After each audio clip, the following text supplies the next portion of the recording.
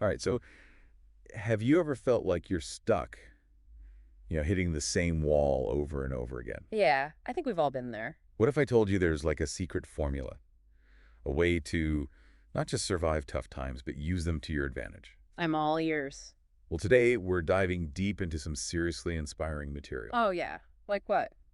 Think Marcus Aurelius, John D. Rockefeller, even Rubin Hurricane Carter. Wow, that's quite the lineup. What's the through line? To uncover a three-step discipline for turning obstacles upside down, we're talking perception, action, and will. Okay, I like where this is going. So how do we start turning those obstacles upside down? Well, before we get ahead of ourselves, let's start with perception. All right, let's do it. Perception. It's funny how that word comes up so much in these kinds of discussions. Right.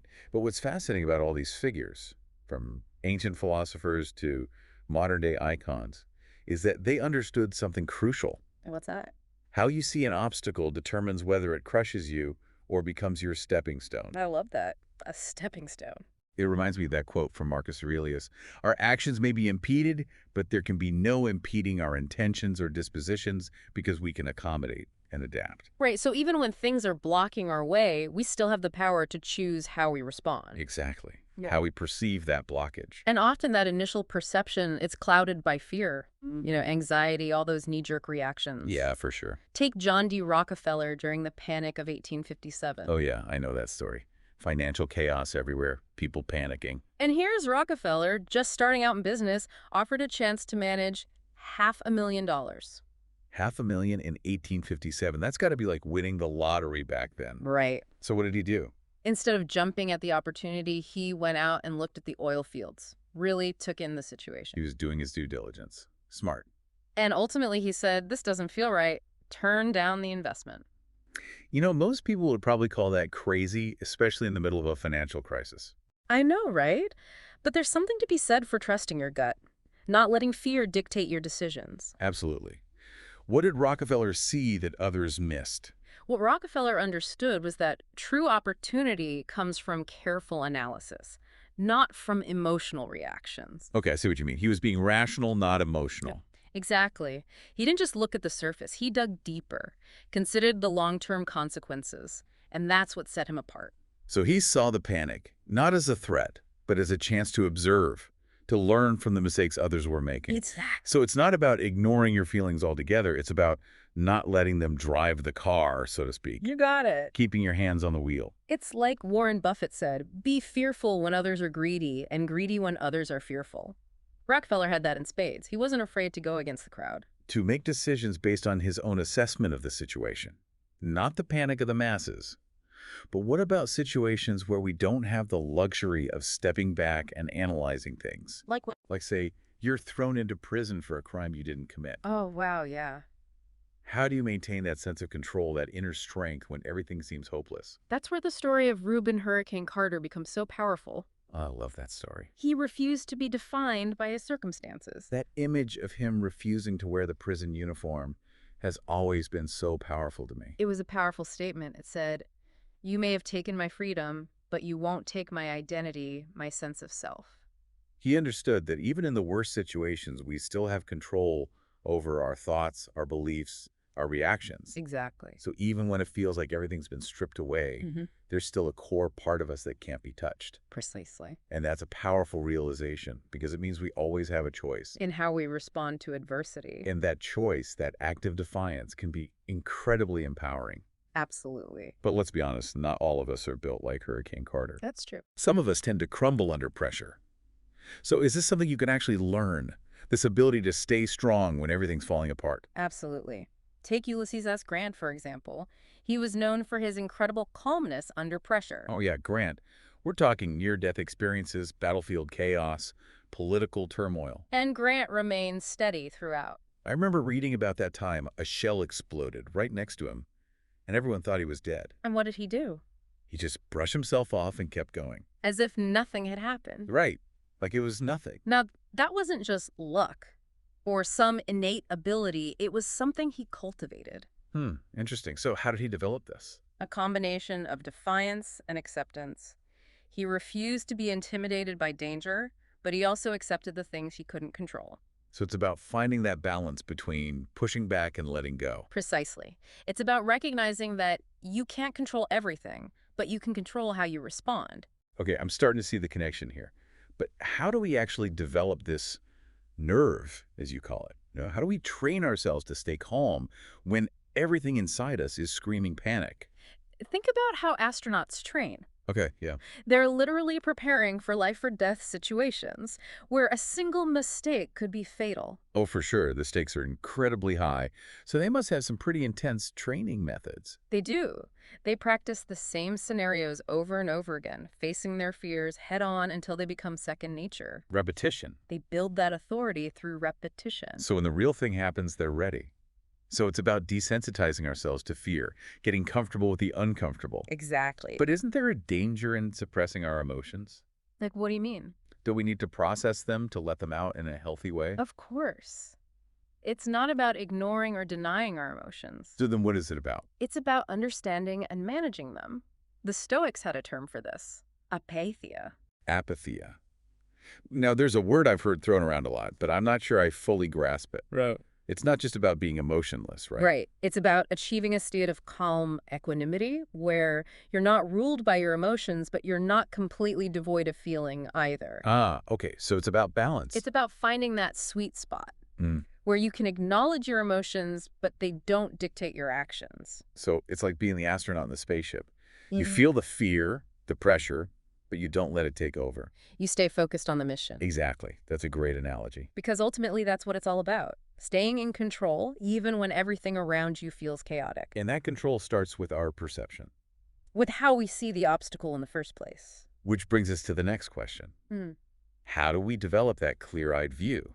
That ability to see things as they truly are without all the emotional baggage? That's where the concept of objectivity comes in. It's about separating fact from fiction. Seeing the situation for what it is, without all the drama and distortion our minds tend to add. Exactly. I remember reading about Miyamoto Musashi, the legendary samurai swordsman, Oh yeah, I love Musashi. and his concept of the observing eye versus the perceiving eye. Yes, the perceiving eye, as Musashi called it, is weak. It gets clouded by fear, assumptions, and biases. It sees more than what's actually there. Adding layers of complexity and anxiety. Ew, but the observing eye, on the other hand, is clear and focused. It sees the situation for what it is, without judgment or distortion.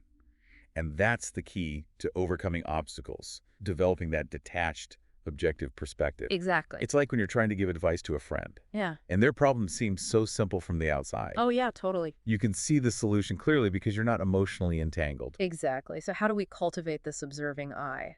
Are there specific techniques we can use to train our minds to see things more objectively? Absolutely. The Stoics had some brilliant exercises for this. Oh, I'd love to hear about them. One of them was called contemptuous expressions, Contemptuous expression. where you strip away the glamour and hype from things that might intimidate or tempt you. So it's like imagining that powerful CEO in a less than flattering situation. Exactly. Definitely helps to take them down a peg or two. It's about cutting through the illusions, the stories we tell ourselves, to get to the heart of the matter. It's a way of saying, don't let your perceptions fool you. See the obstacle for what it is, and you'll be much better equipped to overcome it. I love that. I'm already starting to feel my perspective shift just thinking about it. But before we get too carried away with perception, let's not forget about the other two steps in this discipline: Which are? action and will. Absolutely. Because even the clearest perception won't get you anywhere if you don't act on it. And that's what we'll be diving into next. I'm excited to learn more about that. It's amazing how often the biggest obstacle isn't the thing itself, but our perception of it. It's like that saying, we suffer more in imagination than reality. Exactly. We build it up in our minds, make it Yeah. seem bigger and scarier than it really is. So how do we break free from those mental traps, Yeah. those negative thought patterns that keep us stuck? One powerful technique is called negative visualization. Negative visualization. Now that sounds kind of counterintuitive. It might sound counterintuitive, but hear me out. The Stoics practiced imagining the worst-case scenario. Not to dwell on it, but to prepare for it, to strip it of its power. So instead of trying to avoid thinking about the bad stuff, You face it head on, Right. almost like a mental rehearsal. Exactly. So if you can handle that, you can handle anything. And what's interesting is that when you really confront those fears, you often realize they're not as terrifying as you imagined. And even if the worst does happen, you've already mentally prepared yourself to deal with it. I can see how that would be helpful for things like public speaking or taking on a new challenge. Right. But what about those everyday obstacles? The ones that chip away at us slowly, like stress at work or relationship issues? That's where journaling can be a game changer. Journaling. By writing down your thoughts and feelings, you create a space to observe them objectively, to see them for what they are. Just thoughts, not necessarily facts. Okay, so you create a distance, a buffer zone, Yeah. where you can examine them more rationally. Right. And that's where the real power lies. Because once you start to question those negative thoughts, to challenge their validity, you can start to reframe the situation. To see the opportunity instead of the obstacle. Exactly. Okay, so we've talked about perception, about seeing obstacles clearly and reframing them. But what about actually taking action? How do we move from understanding to doing? That's where the second step comes in. Action. Action. And it's closely tied to the third step, Will. You see, having the right perception, that clear vision of the obstacle, sets you up for effective action. It allows you to strategize, to plan, to break down that seemingly insurmountable challenge into smaller, more manageable steps. So instead of feeling overwhelmed by the sheer size of the obstacle, you break it down into bite-sized pieces that feel less daunting. Exactly. Think of it like climbing a mountain. If you focus on the summit the whole time, it can feel impossible.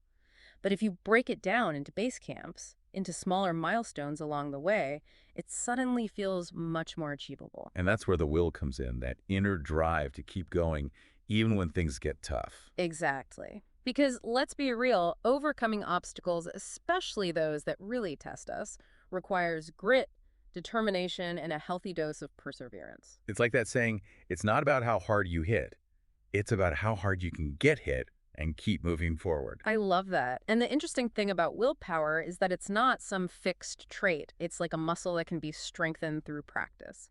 Just like you train your body at the gym, you can train your mind to resist temptation, to stay focused on your goals, and to keep pushing forward even when you want to give up. So how do we actually train that willpower muscle? Are there specific exercises or techniques we can use? Absolutely. One simple but effective technique is called temptation bundling. Temptation bundling. The idea is to pair something you enjoy doing with something you need to do but keep procrastinating on. So like listening to your favorite podcast while doing chores, Exactly. or watching a guilty pleasure TV show while working out. Exactly. By linking the two activities together, you make the less enjoyable task more appealing, and you build up your willpower by resisting the temptation to just do the fun thing. That's brilliant. It's like tricking your brain into doing what you need it to do. But what about those times when you just feel completely drained, like you have zero willpower left? Those moments are inevitable. But the key is to recognize them and have a plan in place. One strategy is to pre-commit to a specific action in advance. So when that moment of weakness hits, you've already made the decision. And you just have to follow through. Exactly. It's about anticipating those moments of weakness and having a strategy in place to overcome them. And remember, building willpower is a gradual process. Don't expect to go from zero to hero overnight. Start small, celebrate your successes, and gradually increase the challenge. It's like building any other habit. Consistency and small steps are key. Precisely. And don't be afraid to ask for support. Surrounding yourself with people who encourage and motivate you can make a world of difference. So we've covered perception and action, but there's still one piece of the puzzle missing. Will. And I think this is where things get really interesting because it's about more than just willpower.